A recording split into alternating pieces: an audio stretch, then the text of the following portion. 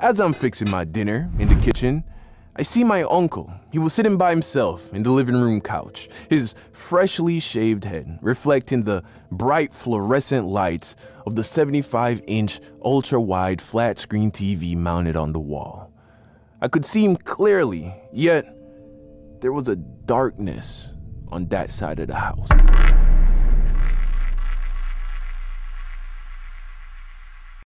So remember that story I told about my aunt kicking me out my junior year of high school because one day she came up to my room and it was nasty, bro. It was disgusting, filthy, a mess. I then told you that I had an uncle that came in clutch because he took me in so I wouldn't have to get put on a plane back to Jamaica. Well, the next year, he also kicked me out. Which makes me wonder, was I the problem? Well, I'll tell you the story and then you can tell me. So when I moved to my uncle's, I also moved 30 minutes drive away from school, which meant there's no more walking to school, bro. You feel me? That's dead. I now needed a ride. And at first, my uncle was taking me. Now, this made me feel bad because my uncle worked very hard and was already going a lot out of his way to accommodate me so short notice.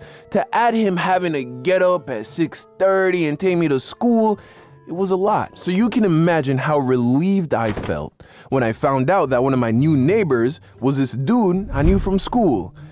Let's call him Brian. Brian was also a senior. We had a mutual friend through one of my basketball teammates, and most importantly, Brian had a car, which meant he drove to school in the mornings. So one day I asked him if I could ride with him in the mornings, and he said, yeah. I said, bet. I asked my uncle. He was more than on board with it. In fact, he was going to give me $25 a week just to give Brian for gas money.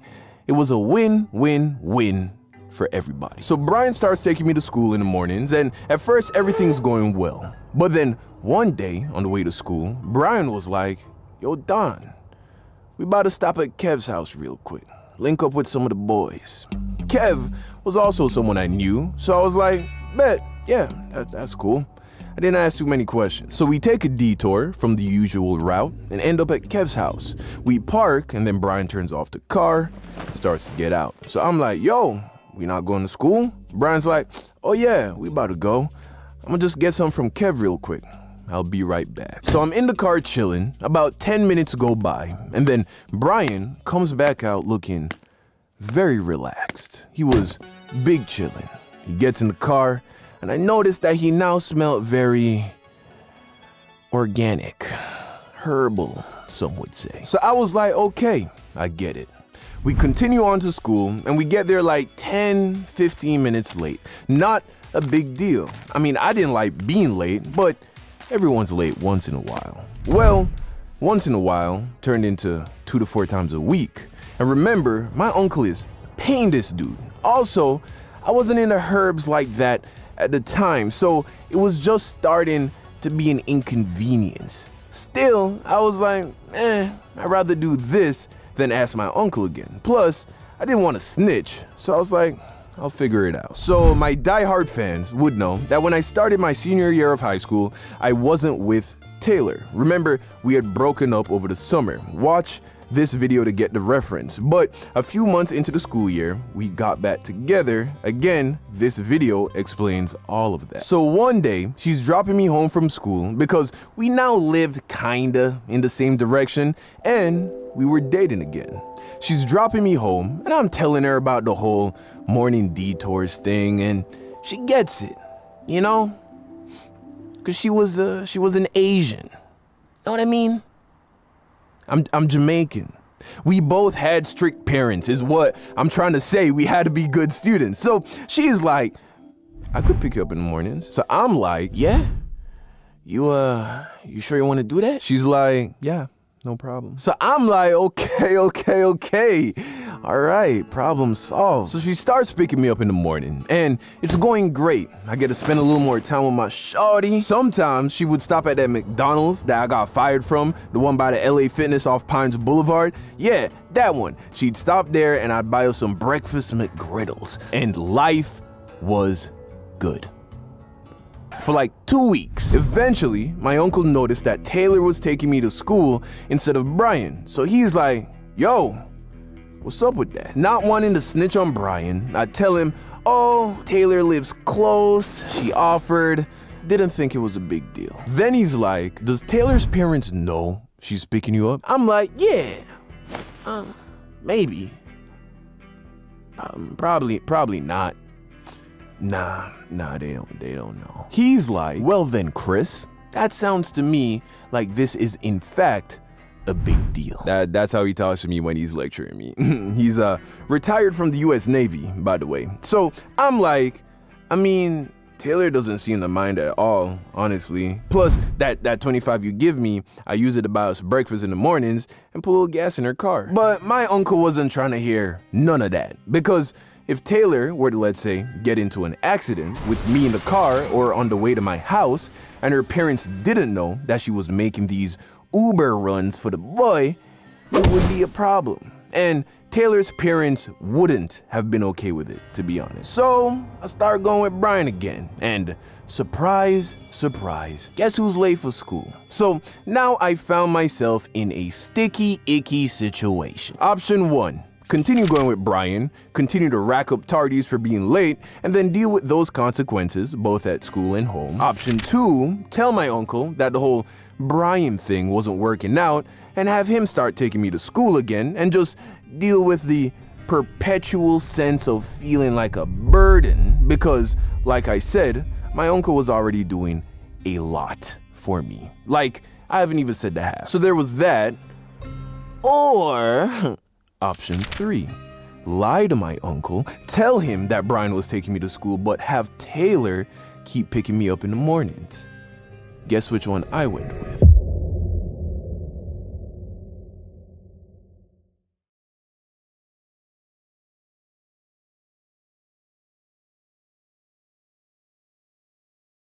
Now, there was only one major obstacle in the way of pulling off this lie. My uncle lived in a gated community, which meant unless you had a pass on your car to get in, anyone coming in had to go through security. And security would always call the house to verify that you were expecting a guest. So every morning when my girl came to pick me up, the security at the gate would call the house phone. The house phone was kept in the living room. So what I would do is in the mornings, around the time when my girl was gonna be pulling up, I would sit in the living room, phone in hand, finger on the trigger. As soon as the phone started ringing, I would answer it. That way, it would only ring for like less than half of a second. On top of which, my aunt and uncle are fast asleep up in their room on the 2nd floor. So there's no way they could have heard it. I did this every single morning. And as far as I could tell, it was working perfectly. I'd give the security the okay to let her in, and I'd walk up the street to a point where the house was out of view, and then me and my girl would drive off into the morning sun, occasionally stopping for bacon, egg, and cheese McGriddles. Because if you get the sausage, you are a psychopath. And life was good, man. Life was good. For like a week. A week goes by, and I started to notice a tension in the house. I couldn't quite put my finger on it, but something was off, particularly around my uncle. Now, like I said, my uncle is a US veteran. He has a very stoic demeanor. He's not a mess around silly kind of guy.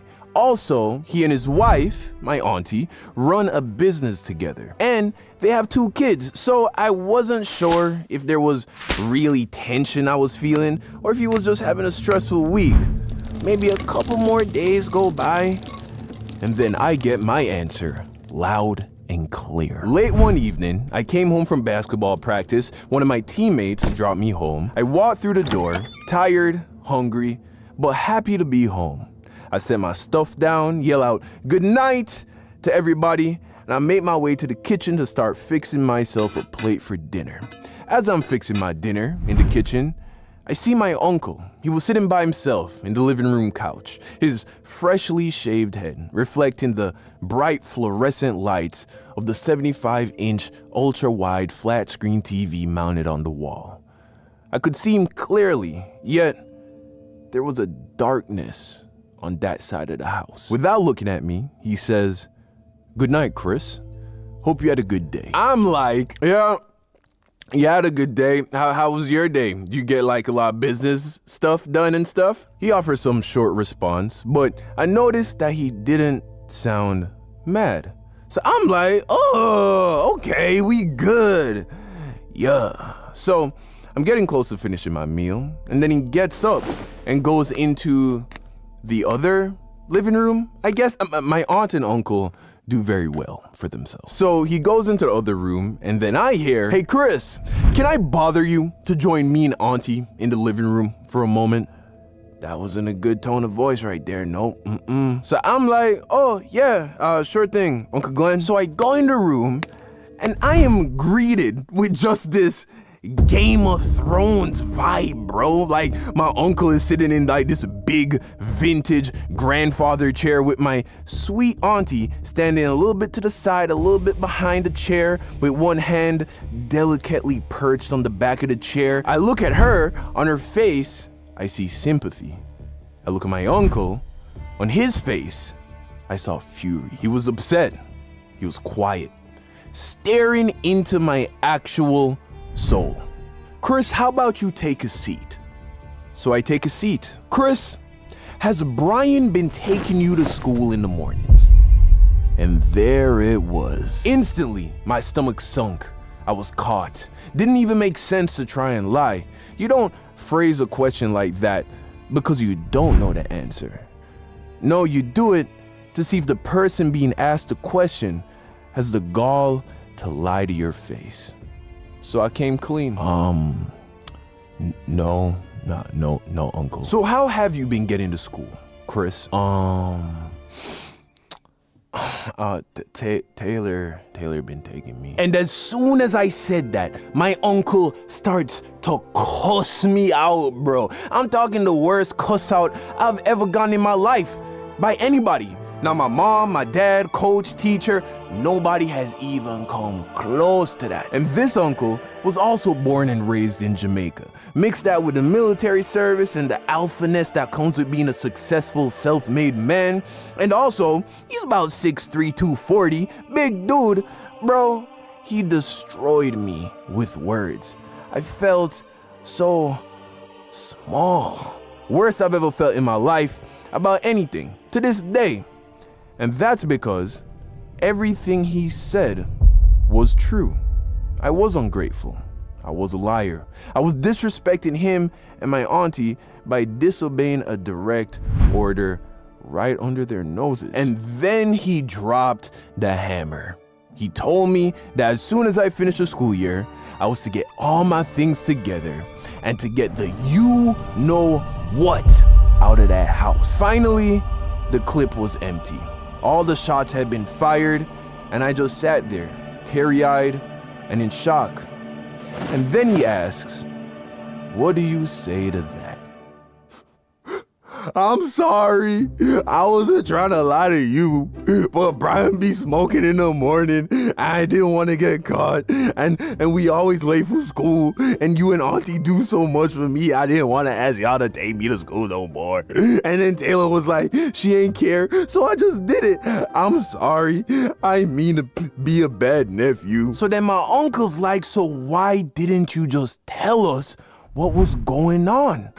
"Because I didn't want to snitch on Brian, because he a cool dude.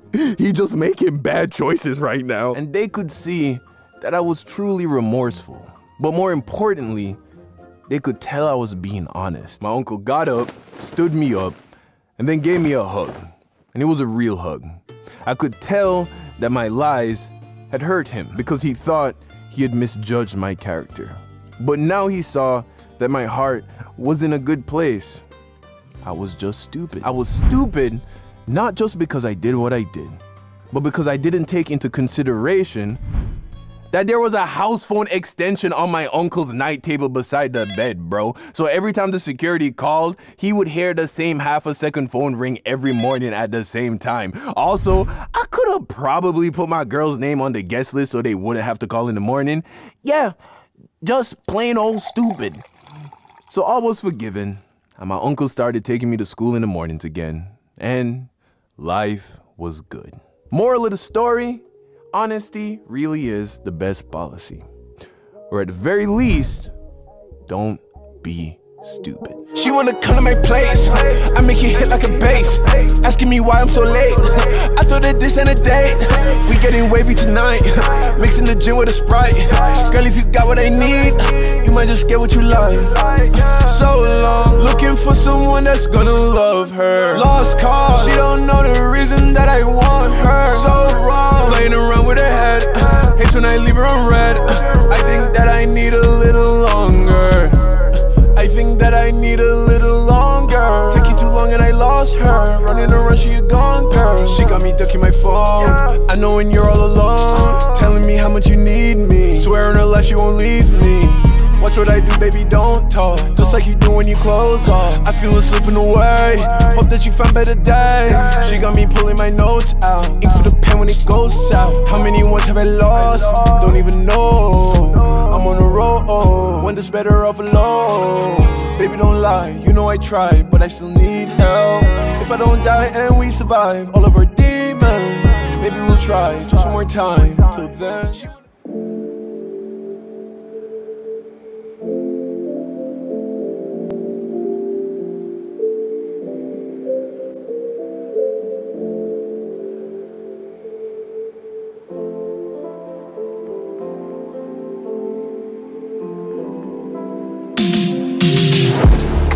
Shawty, I know how this is supposed to go. Been down this road before.